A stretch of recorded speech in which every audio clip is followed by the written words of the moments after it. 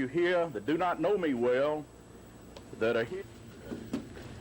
First, let me express my deepest appreciation, the same reason that I have, that you have a fear that under the present leadership in the mayor's office, too much of our energy and time is being wasted on issues that produce only frustration and disunity. Montgomery needs a capable administrator. Montgomery needs a problem solver in the mayor's office, not a problem creator. One who can work with people from all economic levels. A mayor who can suppress his ego and move to the back of the stage and let other people at times share his limelight. There's been 2 separate mailings. The first package was a cover letter to fill it out. If you wanted your money at both interest rates, fill it in that way. If anybody has not received them, if you'll let us know, Debbie can send you out some copies. Any questions concerning the underwriting, submission, or approval process? However, there's a bill in Congress that would extend or allow this financing to be done in the future.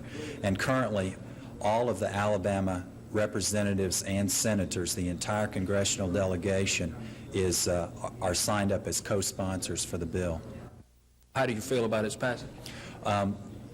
We think that there's a good chance that it will be successful and this type of financing will be allowed in the future, because there's certainly a great American dream out there of single-family home ownership, and this is one of the best programs to achieve that dream.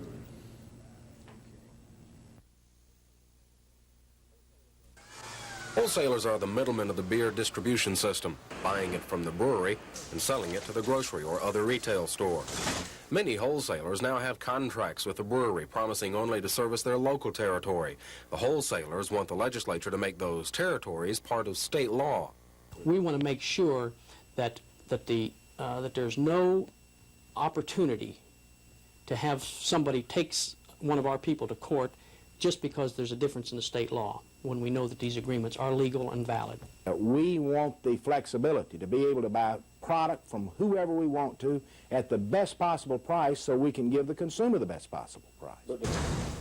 And the retailers contend that the local Millerman, for instance, can pump prices up without losing retail customers. In one particular area, if I want Miller beer, I've got to buy from X distributor.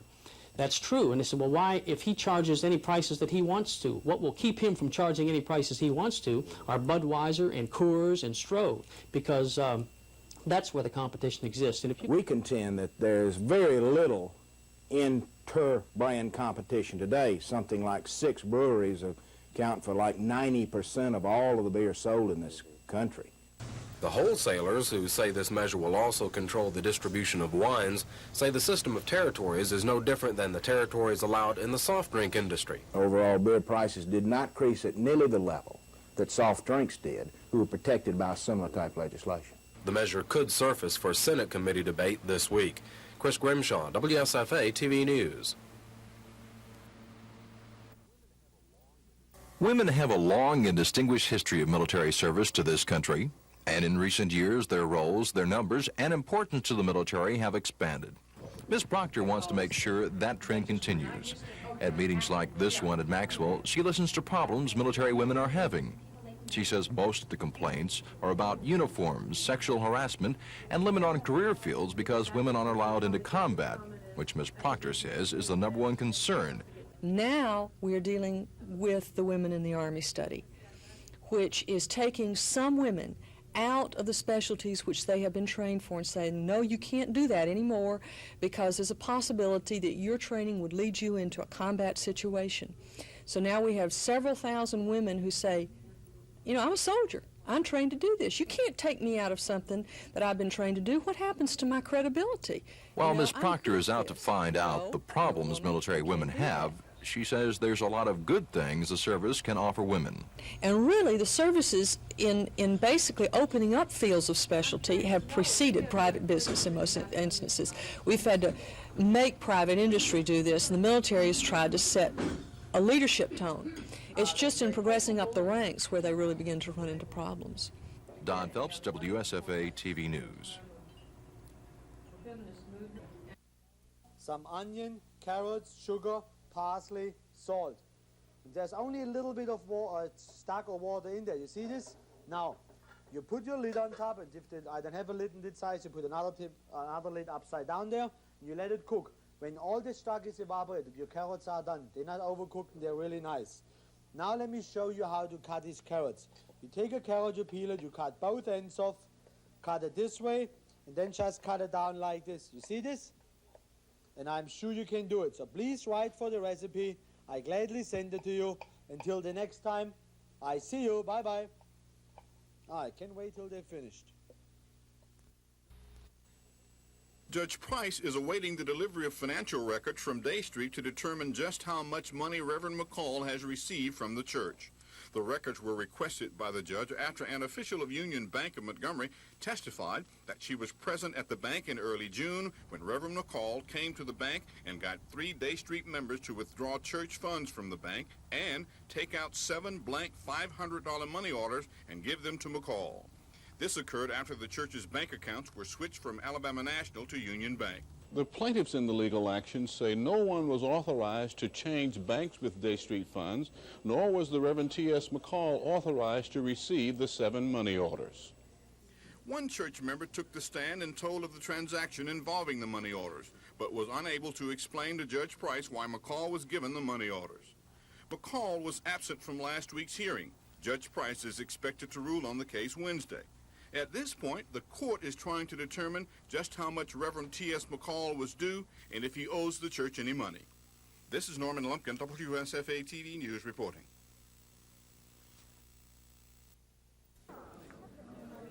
The Friendly Supper Club met as usual at 6 this evening at Morrison's Cafeteria in downtown Montgomery. Around 6:30, a cashier got a call from what she determined as a young white man who told her to, quote, vacate the building because there was a bomb on top of it set to go off at 7. Police and firemen arrived shortly thereafter and quietly emptied the building, but at 7, officials determined that the call was a hoax and allowed customers and workers to go back in. Tonight's meeting saw the largest attendance so far for the supper club, about 170. Most of the group waited around until the bomb scare was over, and most seemed to think it helped rather than hurt the club. Would this keep you away? Absolutely not. I have enjoyed every moment I've been here, and I intend to come back. I just firmly believe that it's a scare to get people scattered again and not be able to come together and sit down as we have done. As a matter of fact, I think coming outside, more people are talking to more people, and if anybody had any idea of stopping what's supposed to happen, they helped it, they didn't hurt it. I think it's a great idea. Whoever Jack Smith is, it's a great idea. Tonight's meeting also marked the end of the mysterious Jack Smith. In a letter read by the man he appointed his spokesman, Smith said he hoped one day to see every citizen of Montgomery a member of the club. All I hoped was that by coming together as we have tonight to talk and break bread, we could demonstrate that we want the barriers torn down rather than built higher. The supper club meets again next month. Lois Russell, WSFA TV News. For another reason, the same reason that I have, that you have a fear that under the present leadership in the Montgomery needs a capable administrator. Montgomery needs a problem solver in the mayor's office, not a problem creator. One who can work with people from all economic levels. A mayor who can suppress his ego and move to the back of the stage and let other people at times share his limelight.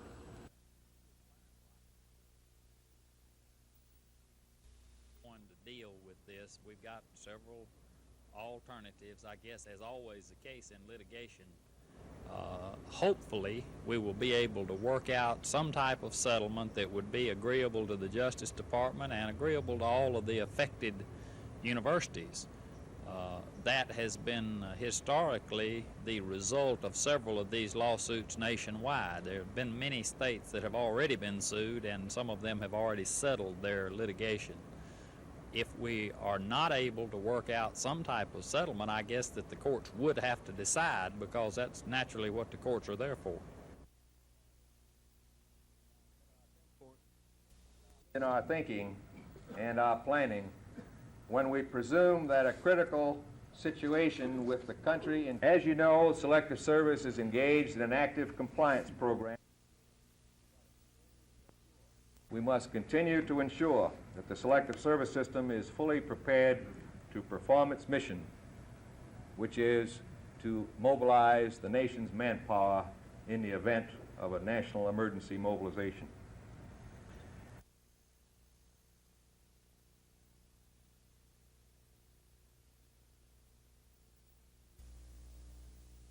The commission went back to Macon, Greene, and 4 other counties and found, in the words of its chairman, the more things seem to change, the more they stay the same. The report says overall opportunities for blacks in employment, economic development, education, and health care have improved slightly, but blacks have lost ground compared to whites. Project Director Thomas Watson says black electoral gains in recent years haven't been the solution. Despite the fact that blacks had gained some political power, in other words, had been elected to political office, and presumably would have an opportunity to determine how county and federal funds were being expended. The fact is that the employment opportunities, the banks, the land, all the features which would determine how economic resources themselves are going to be expended were still controlled by whites. The commission heard charges of direct discrimination, such as Macon County cutting off funds to the John Andrew Health Center, to less direct methods used to prevent black-owned businesses from locating in white areas. Commission Chairman Clarence Pendleton says there are some possible solutions. I would hope there would be some connection between the black landowners in Alabama and the potential for them to utilize the land for economic development ventures to employ people. Pendleton goes on to suggest that since discrimination is more under the surface now than it was 15 years ago, strict congressional watchdogging of federal funds that go into the area might be a good idea. But the report findings aren't binding on Congress or anyone else. So it appears that any real improvements for blacks in those counties will have to start at home. Peter Quinn Hackus for WSFA TV News, Washington.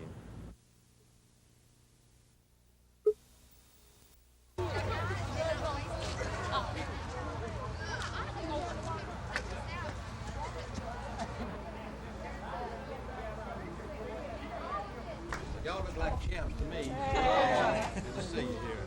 Okay. Hi, buddy. How are you? Good to see you.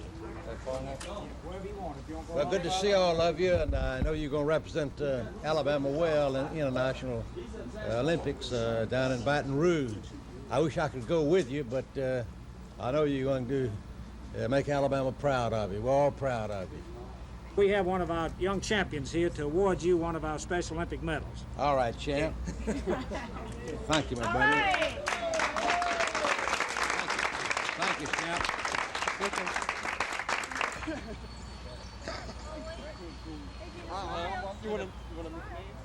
Here we will go to Greenville, pick up 2 other athletes and a chaperone, on down to Mobile, make another stop, pick up 9 athletes and about 4 chaperones, go on into Hammond, Louisiana, eat supper, and then on into Baton Rouge to the dorm tonight, and hopefully we'll get settled in by a.m. in the morning.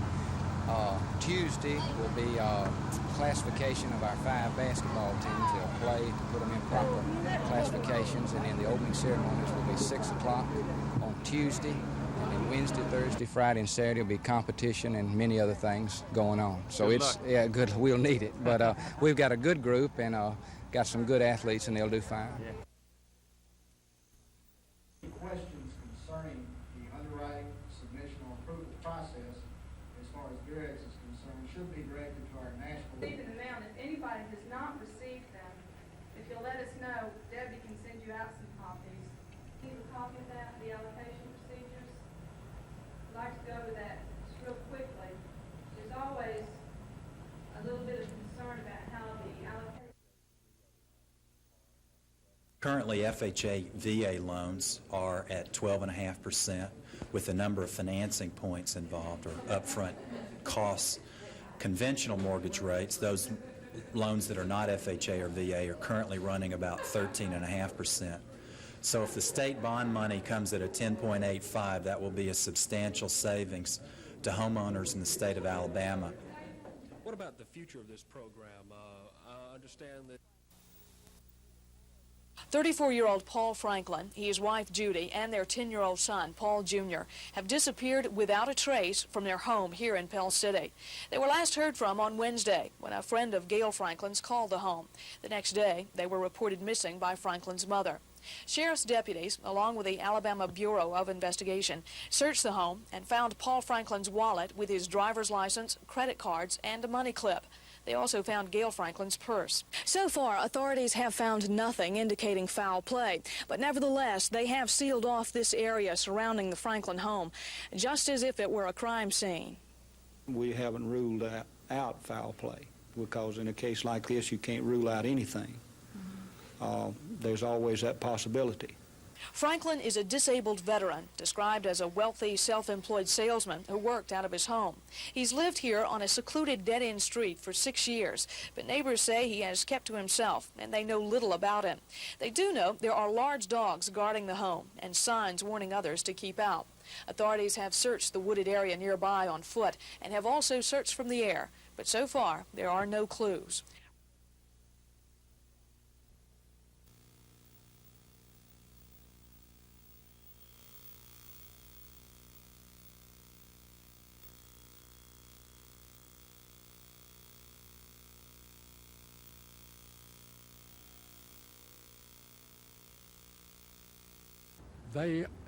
You only get information what took place in Georgia. And she called and offered her support to me and offered to come, and I told her there was no need of her coming because I never dreamed of the board not showing up.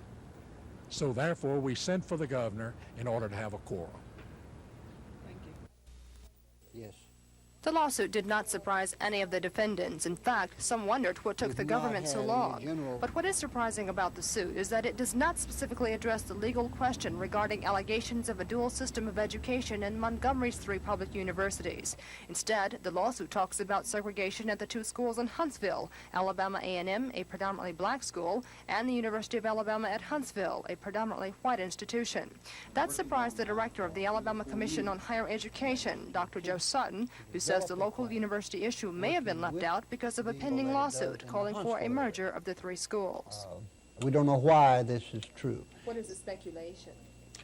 Perhaps that the existence of a suit in federal court of Knight versus James calling for a merger of Auburn University in Montgomery and Troy State in Montgomery into Alabama State. The existence of that may have influenced the way the Justice Department wrote the complaint.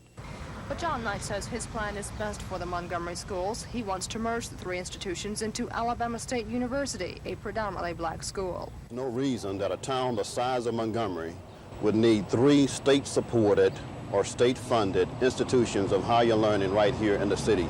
I think one quality institution, and Alabama State certainly could serve as that institution here in the city of Montgomery. Another interesting sidebar in the case is that the suit was filed in the Northern District of Alabama. That's Federal Judge U.W. Clemens' district. In the meantime, in the Middle District, Federal Judge Truman Hobbs is to soon hold a preliminary hearing on the Knight versus James case. And while that's going on, the defendants in the case have 20 days to respond to the Justice Department's complaint.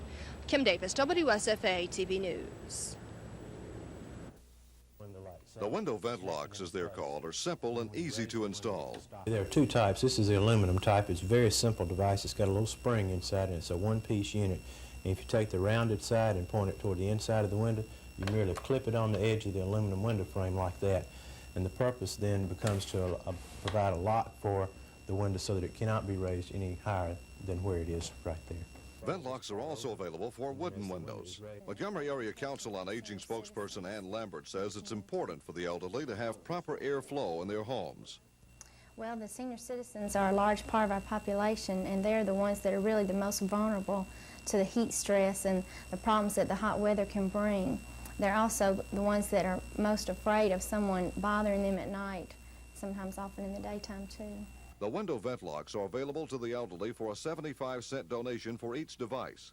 For more information, contact the Council on Aging in Montgomery at 263-0532, or you may call toll-free outside Montgomery, 1-800-468-0953. Mac Carmack, WSFA TV News. Senator Foy Covington of Newville handled the bill in the Senate. The first opposition came from Senator Wendell Mitchell of Laverne. Senator Mitchell read his brief remarks against the bill to the Senate, while a photographer hired by Senator Mitchell videotaped the speech. The tape will reportedly be used in television commercials for Senator Mitchell's re-election campaign this fall.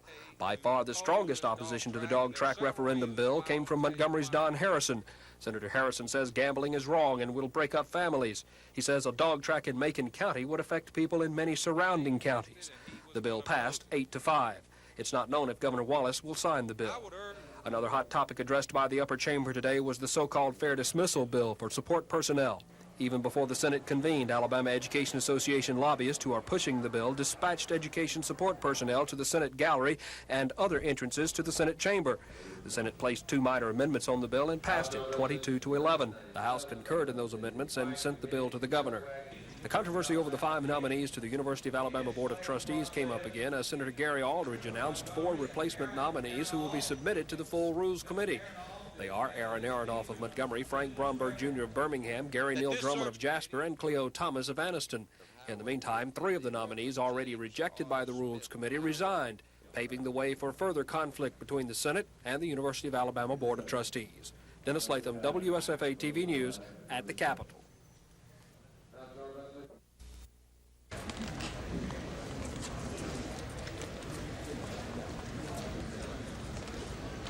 There is quite a difference between the past. The question is simply one of the quality of the education these students are getting. The front page of this particular Christian college, Alabama Christian, has petitioned the Supreme Court.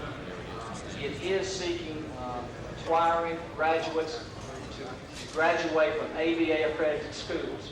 What this means, among other things, is moved and seconded Senate Bill 278 be given a favorable report. He was a past president of both the Lawrence County Farm Bureau. Strongly, we should work closely together. That Lieutenant Governor and the Senate feels strongly about. I want to urge the committee to act favorably upon the version of that.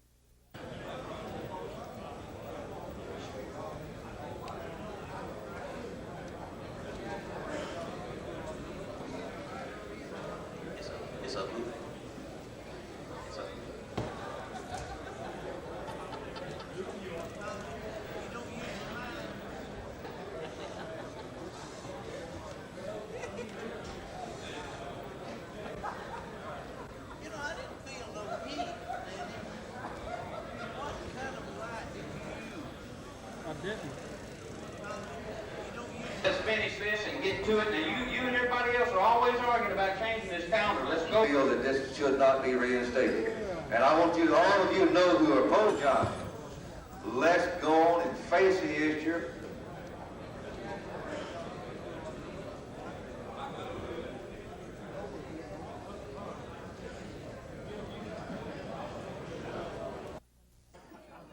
On May 2nd, about 20 Montgomeryans met at the First Friendly Supper Club. The group was there at the invitation of Jack Smith, a fictitious name for a person with some real concerns about race relations in Montgomery.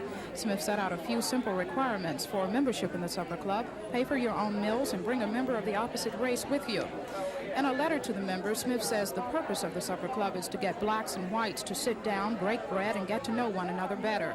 Well, if numbers are any indication, Smith's idea is working. The attendance has grown from 20 to the nearly 170 who came to last night's meeting. A meeting that had a bitter note to it when someone called in a bomb threat, which proved to be a hoax and didn't seem to scare anyone away. Also last night, Jack Smith sent the group his retirement letter of sort. In the letter, as read by Smith spokesman Bill Stevens, Smith says he has taken the club as far as he could, and it's time for the people of Montgomery to carry out the idea of the Friendly Supper Club on their own. It was intended as a test to find out if the people are sincere about this and if they really want it. And if they want it, then they'll attend and bring their friends, and it'll not only continue but grow. Jack Smith also leaves another suggestion. He says if everyone who attended last night's meeting would invite just one other person to the next meeting, and that person invite another to the next meeting, and so on, in 10 years, everyone in Montgomery would be a member of the Friendly Supper Club. He calls it a pyramid of brotherhood. Lois Russell, WSFA TV News.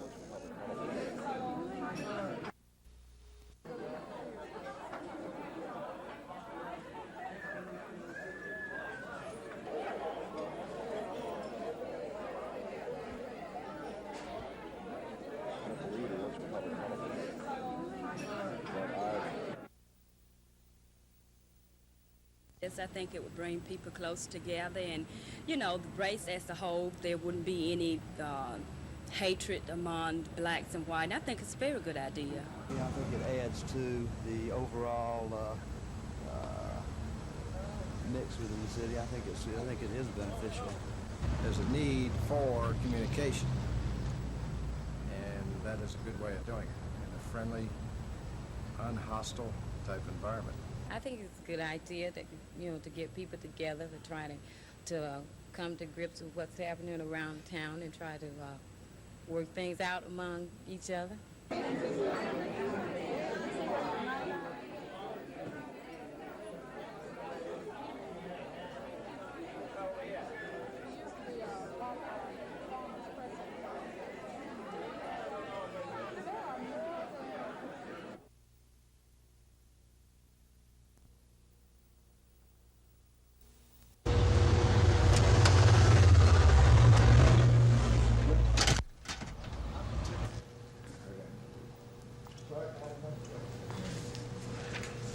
Council is the representative application, so could you recognize this?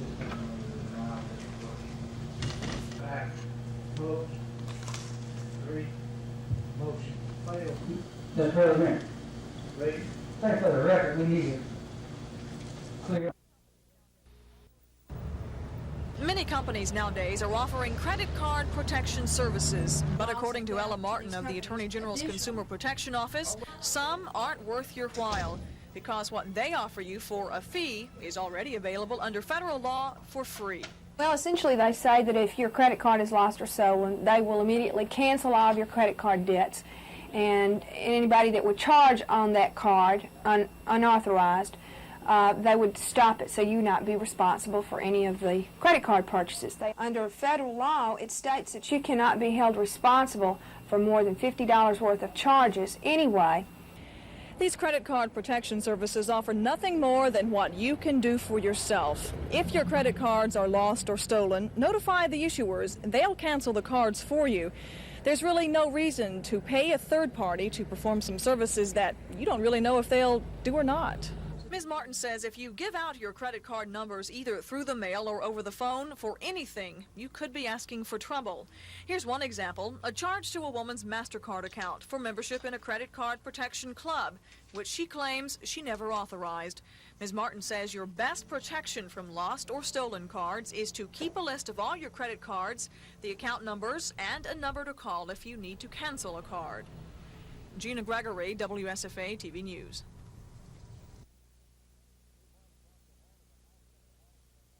Meanwhile, across the hall in the House, Governor Wallace won another victory when his version of a proposed new state constitution replaced one from Lieutenant Governor Bill Baxley. Reporter Chris Grimshaw is at the Capitol now for a live report. Chris, I guess this means that the House could consider the Wallace Constitution fairly soon. Bob, that bill was reported out to the full House today and can be considered as early as tomorrow. But there were a number of last-minute meetings behind closed doors on that constitutional substitute by the governor before it was taken up in committee. Those closed-door meetings reportedly centered on what changes, if any, might be accepted to the bill. Once in committee, there were a number of changes that were offered, and the most crucial would have gutted the governor's effort to make the legislature meet every other year. It was a tie vote that kept the amendment from being adopted and preserved the governor's version. There are others, though, who say the effort to preserve the biennial meeting clause in the bill and in committee makes it all the more likely that the entire bill will be killed by the full House, where a number of members indicate they like the idea of meeting every year rather than every other year. Other major changes to the bill include dropping legislative immunity from arrest to and from sessions. The new provision would allow them to be arrested, but not detained until after that day's meeting or until after the session. Another change would allow all elected officials to receive any cost of living adjustments given to state employees. Right now, Bob, the House is locked up in a rather lengthy effort to continue what they call a baseball game. That's an effort where they allow all of the members about 10 minutes to try and pass their pet bill, especially if it's non-controversial. That could take a number of hours, but the members have indicated they are willing to stay to take up the controversial so-called prevailing wage bill. Chris, refreshing our memory about the prevailing wage bill, what's involved there? Prevailing wage indicates certain regionally set salaries will be paid to construction workers on state construction projects, and there are a number of people who indicate that this will mean union labor scales paid across most of the state, costing the state and the taxpayer a great deal more money. The labor movement indicates that this is only fair to pay laborers what they are due, and as you can see on the steps of the Capitol behind me and inside the Capitol, a number of labor people are here to back that measure. Okay, thanks a lot, Chris. We'll be watching it throughout the evening. A couple of city elections were held in our report. Tonight, the House remains in session considering the controversial prevailing wage bill. Chris Grimshaw is standing by live at the Capitol tonight. Chris, as we understand it, it's taken all day practically to get to that measure. Mac, it was just 30 minutes ago when the prevailing wage measure finally surfaced in the House. The House had been conducting its so-called baseball game during the day, which is an effort to allow House members one 10-minute shot at trying to pass a non-controversial measure. But the baseball game bogged down and the members were running behind, and so with the gallery filled with labor of opposition forces, the members decided to postpone the baseball game and take up the prevailing wage bill. Labor forces have a strong interest in this measure since it requires regionally determined salaries be paid to workers on state construction jobs. Now, opponents of the bill contend that prevailing wage means union or near union wages will cost state taxpayers millions of dollars more each year. But sponsors of the bill say the wages won't be boosted that drastically and will prevent what they say contractors hauling in cheap out-of-state labor for construction projects. Now, some early test votes showed the labor forces with a small margin. That might indicate that the bill will eventually pass, but they say it's just a matter of time. Earlier in the day, or earlier in the evening, the Senate had just adjourned after a rather busy day, including measures on two issues in committee action, including one bill that would allow the establishment of a separate board of trustees or school board for two-year colleges across the state. That was a measure that was backed by the Wallace administration. Another Wallace-backed administration bill, one that will allow Scott Paper Company to sell its excess power from its proposed expanded facility in Mobile to be sold to Alabama Power Company customers, also received committee passage. But the most heated debate in the Senate today came on the Senate floor when the members passed a bill that would allow Macon County voters to decide if they want a dog racing track. Dennis Latham covered that story. Senator Dennis Latham, WSFA TV News at the Capitol. Mac, the Senate will return tomorrow with more work as the House continues its work tonight on the prevailing wage measure. Chris, do you foresee any particular time tonight? Is it going to last all night, or are they going to knock things off here shortly? Mac, as it is with any controversial issue, you have to espouse your position, and whether you know you're going to lose or not, or whether you know you're going to win or not, you have to put up that fight. So it could be another several hours, or it could be in the next several minutes when prevailing wage passes. It's one of those things that's hard to guess at. Thanks, Chris. Good night. The Justice Department is... There, that's good. Kashonda, have you seen him in the comic strips? Field wants to hold your hand. Hmm? Jennifer? No. Theo. Can you wave to Dr. Ruth, huh? You want to stand up? John, you gonna shake Garfield's hand? Garfield, can you turn your head around? Oh, look at that. There you go. You want to Do him. Look Shake at him. hands with him, Jennifer. Shake hands with him like this. Like shake hands with Miss Reed. Like.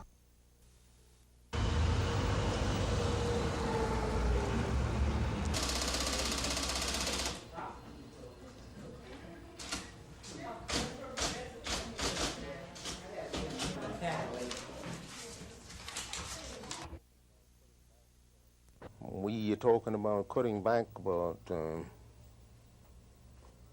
85 to 90% of the employees that's paid from gasoline funds, and approximately 60% of the employees that's paid from the general fund.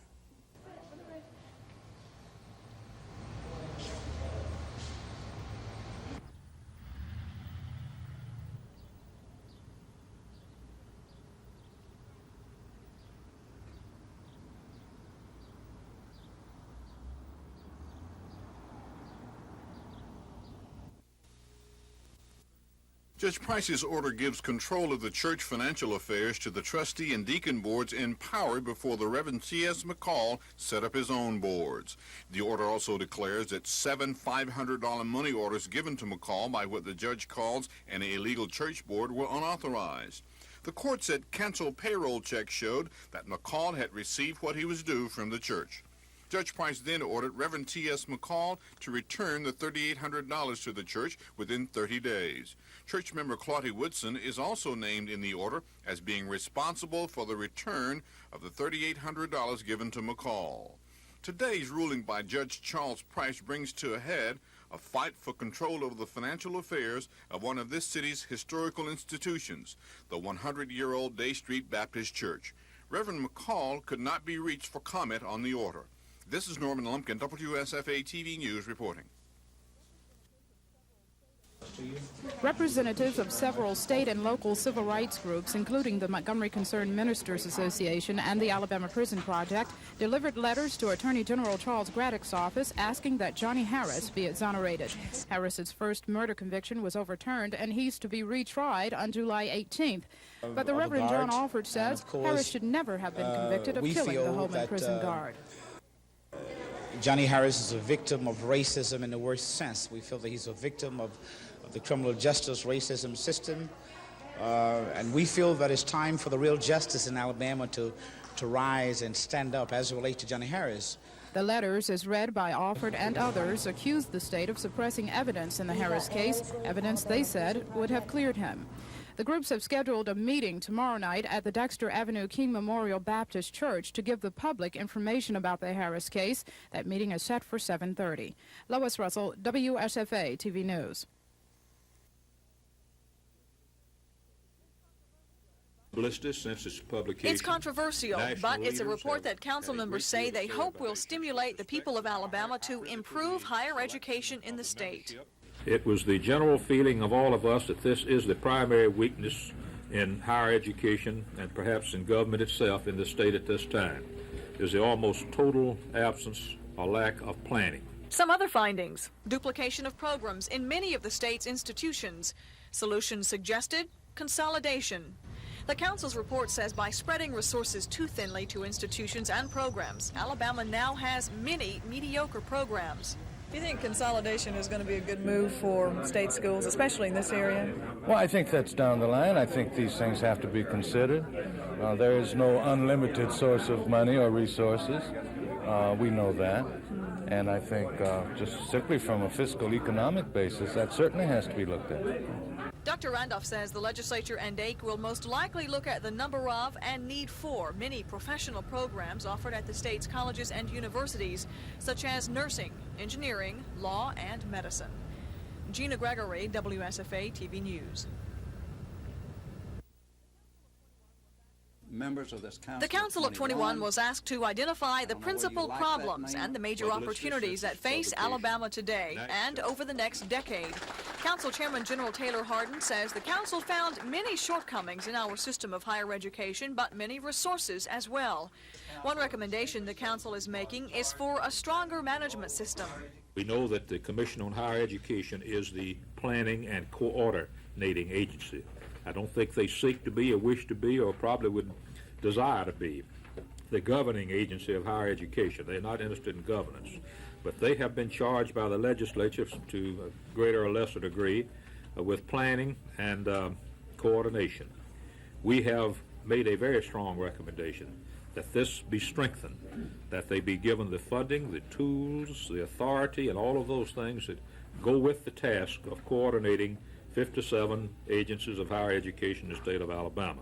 The report says despite the intentions of the Alabama Commission on Higher Education, its present structure, staffing, and funding prevent it from developing a workable plan for the state. Gina Gregory, WSFA TV News. Bids for the second phase of construction on the North Central Alabama Correctional Facility were open today, even though the Alabama Supreme Court is still looking at the question of whether Governor Fob James followed proper procedure in kicking the project off. Huntsville Representative Tom Butler says the former governor did not tell legislators about the project early enough for them to fight back. In my way of thinking, any time we put something in one of these books, the Code of Alabama, it's the law of the state, law of the land, and we expect everybody to abide by the law, including elected officials, in particular the governor. But as far as state prison officials are concerned, the new prison is in an ideal site, and they aren't looking for the Supreme Court to interfere with its progress. I would certainly hope that they wouldn't stop it after we've already sunk the amount of money we have in it, the state has, and because of the prime location is that we got. The low bid of almost $8 million for the second phase of work came from West Point Construction of Georgia, the same company working on phase 1. If the Supreme Court does not block any further progress, the prison is expected to be open in late 1985 at a cost of about $23 million. Tom Foreman, WSFA TV News. Different. But I'm asking you, has there been an actuarial study performed to determine the... When we do not even have a fully funded kindergarten program in the state college. But to make it more, we don't have a fully funded kindergarten program, yet we come... The lady from Mobile is next on the list, Mrs. Kennedy. I'm calling for a recording on the special route. Mr. Speaker, she was the gentleman from Justin, Mr. Lewis. I also intend to take my... Tell me again, how 1284 is the territory. How come the election about the state law out here today is about ended? I just think if we get to it in 2 Very good vote. There's now a question of order. Good question of order today. Those legislators in office now are quite busy as the regular session of the state legislature moves into its home stretch. Chris Grimshaw is live at the Capitol to tell us more about a day that saw a dozen committee meetings plus full House and Senate debate. Chris, who's still going down there? Bob, the House adjourned just a little while ago, but the Senate is still working. They're in a supper break right now after having passed a bill that would set up a hospital medical insurance program for teachers. That bill would set up a board that would more or less establish a group policy for teachers in the insurance field. The problem of funding this program is addressed in the state budget, which might be considered in the Senate committee tomorrow. The funding issue is not considered in this insurance bill. This insurance bill now has cleared all of the major hurdles in the legislative process, except for the House approval of some small changes, and can conceivably be sent to the governor as early as tomorrow. The House, meanwhile, has just adjourned after avoiding a number of touchy measures, including some that have not received very much attention this year. One bill would let Birmingham vote on whether it wants horse racing, and another bill would create territories for electric service. That means that Alabama Power, the electric cooperatives, and the municipal electric companies would stop competing and, in turn, duplicating services in some areas. The three utility factions have reportedly been trying to decide how to carve up the state for years. Bob, earlier in the day, the busy action was taking place in House and Senate committees. That's where the busy action was. In Senate committees, there was approval for a number of anti-crime legislation, including a bill that would raise the drinking age to 21, and another bill that makes the penalties stiffer for drunk driving convictions. Also, a bill setting up territories for beer and wine distribution passed, as well as a bill that limits the Political Action Committee contributions to candidates for public office. Over in the House, the committee action saw the leadership of the House taking some heat, being accused of pushing a bill that is upping the minimum of car liability insurance. Now, there have already been 2 versions that have died of this car liability insurance bill, but a third today was gavelled out of committee, and that bill could raise car insurance as much as 25%, and a bill also that passed, or another bill that involves teachers in the classroom supply money decisions was also passed. That is a bill that allows teachers to get with principals and decide how those supply money should be spent. Bob? Okay, Chris, also a couple of controversial bills coming up. I believe those probably maybe tomorrow before they make it onto the floor of the House and Senate. Yes, Bob, those issues tomorrow that are possible for coming up include the proposed Constitution, which is a kind of a confrontation between Governor Baxley's version and the substituted version by Governor George Wallace. Another controversial measure is the comparative negligence bill, which sets up, it's more or less what they consider a bill that many accuse trial lawyers of trying to have more opportunities to go to court on who's at fault in an accident. Okay, Chris, thanks a lot. Chris Grimshaw live at the Capitol later in tonight's newscast. 10 o'clock report. Tonight, members of the Alabama House of Representatives have gone home for the night, but members of the state Senate are still at work. And reporter Chris Grimshaw, who's live at the Capitol, says that most of the night has been spent on non-controversial bills and that the majority of the major pieces of legislation, Chris, went by this morning and this afternoon. Bob, the last controversial issue to pass the Senate was a bill that would open the state up to tandem trailer trucks. That's the double trailer trucks, which Governor Wallace recently banned from most of the state's highways. The bill, which passed the Senate earlier this evening, would allow the state highway director to decide where those tandem trailer trucks could roam, leaving open the possibility that he could let them travel every highway in Alabama. That bill needs quick review by the House to a single change before it could be dropped on the governor's desk for possible final approval. Bob, it was earlier in the evening when the Senate worked just a short while before adopting and passing the bill that would set up a teacher hospital medical insurance program that would set up a board that would set up the mechanism to allow a statewide group insurance program for health care for teachers. That bill doesn't address paying for the premiums for that insurance. That issue will be taken care of tomorrow, or considered, I should say, tomorrow, when the education budget is brought up before a Senate Finance Committee. The other controversial issues that came up on the insurance bill were smoothed over by the Senate, and two minor changes were adopted. Those will be taken to the House tomorrow, where they'll need to consider them before that bill also could be taken down to the governor's desk. There was some heavy action in committees earlier this afternoon. In the Senate, a dozen anti-crime bills, including one to raise the drinking age to 21 and another increasing driving while drunk penalties, were passed, and the so-called Beer Territories bill and a bill limiting political action committee campaigns were passed out of Senate committees. In the House, a bill raising minimum car liability insurance coverages and costs passed, along with a bill saying teachers can help principals decide how classroom money should be spent. Bob? Well, Chris, with the prevailing wage bill killed yesterday and contributory negligence possibly coming up tomorrow, do you think there will be any cause and effect factor here? Were these two bills tied together in any way? Bob, there were a number of people who felt that those who were supporting the contributory negligence were also those who were supporting the prevailing wage. And when prevailing wage took a surprising nosedive in the House yesterday, that raised concerns among those who were supporting the contributory negligence bill. So there may be a steeper uphill fight for those contributory negligence supporters than they had originally thought if that bill comes up in the House tomorrow. Okay, thanks a lot. Chris Grimshaw live at the state capitol. Well, the controversy...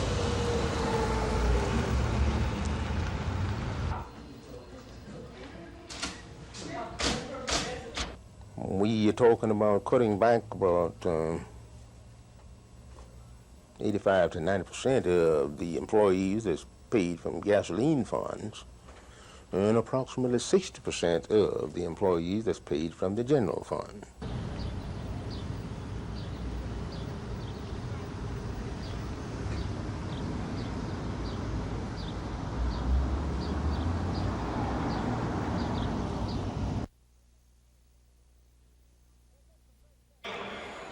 There have been some great Saturday nights here in Tiger Stadium on the campus of LSU, but never a Tuesday night like tonight, the opening of the 1983 International Special Olympics Summer Games.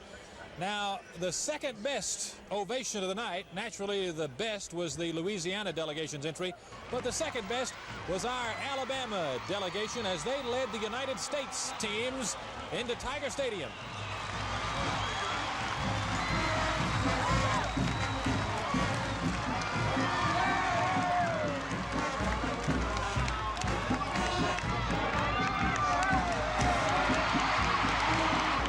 Shriver of PM Magazine and the daughter of Eunice Kennedy Shriver, founder of Special Olympics, led our Alabama delegation tonight.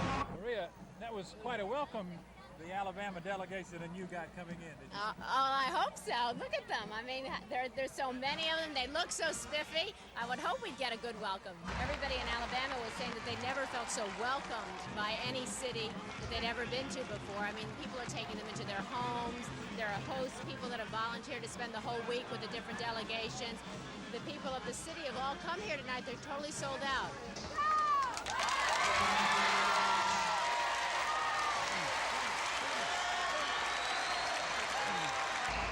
What an effort!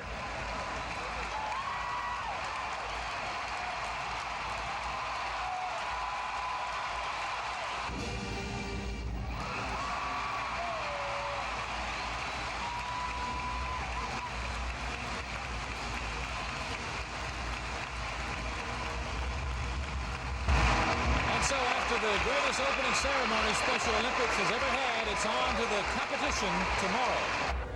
This is Phil Snow reporting from Baton Rouge for WSFA TV Sports. Come on, let's go, Dad. Line up.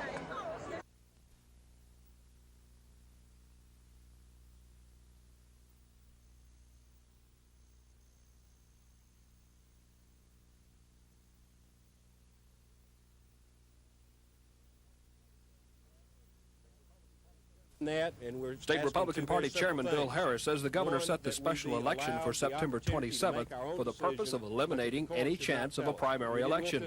But last week, Governor Wallace told TV 12 the parties didn't want primaries. And so both party chairmen have told me they would like not to have primaries because of the extreme cost to the state and also the cost to those who are running. Mr. Harris says there must be some confusion because the Republican Party wrote the governor about having primaries. The desire of the Republican Party has been, is, and will continue to be that we have a free and open primary election. We feel it is responsibility of the governor at this time to call a primary election so that we can fulfill our rights under the law. State Republicans have asked to intervene in a current suit that would force primaries. Mr. Harris says Republicans aren't in favor of a judge forcing primaries. He says the party should have that right. And in this case, the Republicans want a primary. Meanwhile, Secretary of State Don Siegelman has set the wheels in motion for the September 27th election. He said August 29th is the last day political parties can certify their candidates. The Secretary of State says the proposed timetable will be submitted to the Justice Department for approval. A federal court hearing on the issue of primaries is scheduled Friday.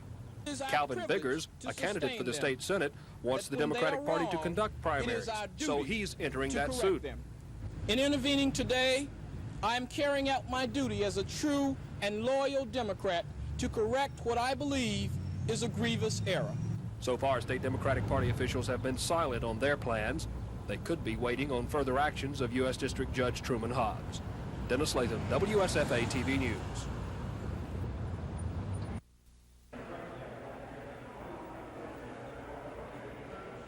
Are politicians too, and certainly anyone can read this and understand.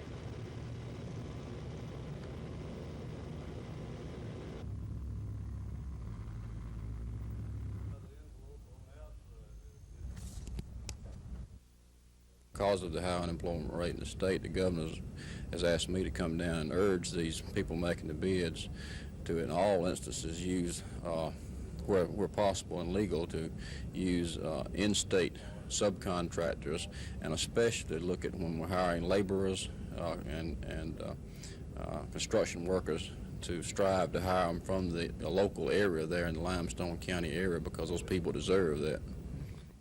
Another thing we were talking about a moment ago, there was more time be given to us by the courts. Of course, that would make our job somewhat less stressful. We'll be able to actions for the September 27th. Should more time be given to us by the courts, of course, that would make our job somewhat legislative election.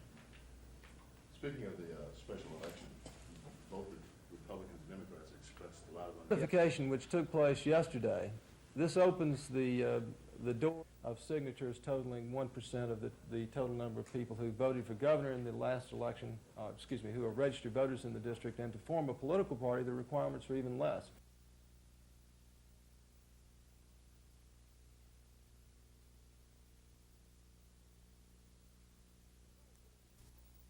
The Phillies wasted no time getting to Ken Daly. Bottom of the first, Bo Diaz got it started with this drive to left center. It'll score Gary Matthews from third to make it 1-0 Philadelphia. Gary Maddox drove in two more in the inning. Here he doubles down the line and into the right field corner it goes. That chases Mike Schmidt home. And Diaz, who was on first, circles the bases and beats the relay to the plate. 3-zip Philly after an inning.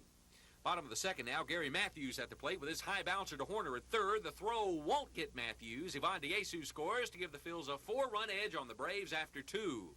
In the seventh, Atlanta avoids the shutout against John Denny when Biff Pokerova beats the relay on this double play attempt. Horner scores from third to make it a 4-1 game. Al Holland came in to save it for Denny. He strikes out pinch hitter Terry Harper here to win the game. Philadelphia takes the first of a twin bill 4-1 over Atlanta.